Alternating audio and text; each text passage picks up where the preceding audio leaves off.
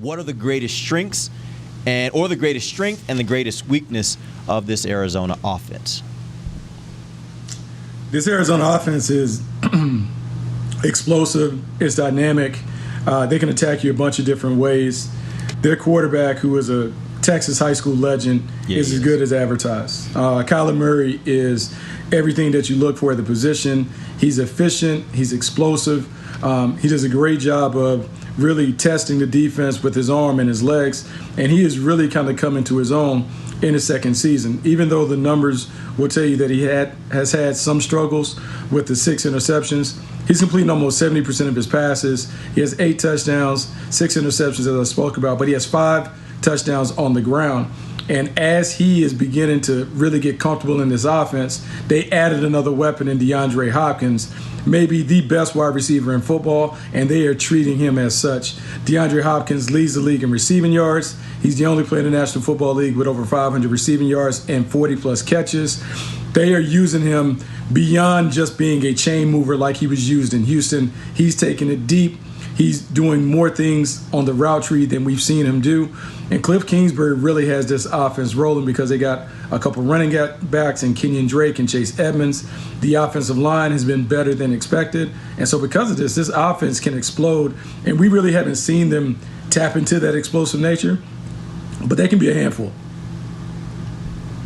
Bucky, last weekend in the game against the Giants, we saw the Dallas defense take an itty tiny bit step forward.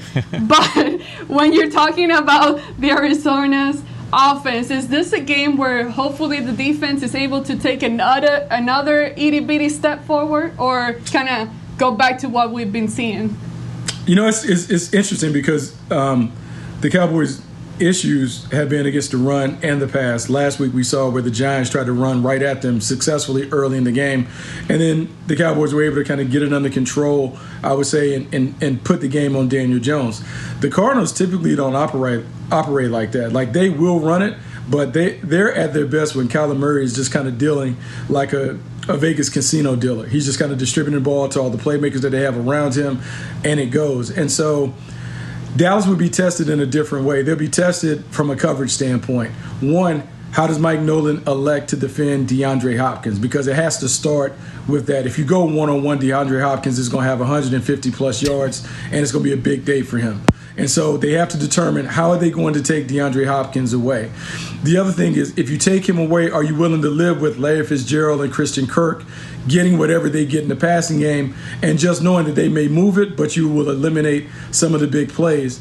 And then the counter to that is, how committed to the running game with Cliff Kingsbury be, considering what has been on tape the last couple of weeks in terms of the leakage in the running game? Will he hand the ball off to Kenyon Drake and see how many carries he can muster? Can he get a 100-yard game on the ground? So the Cowboys defense will be tested. It'll be tested in a different way, and I'm curious to see what kind of game plan Mike Nolan comes up with.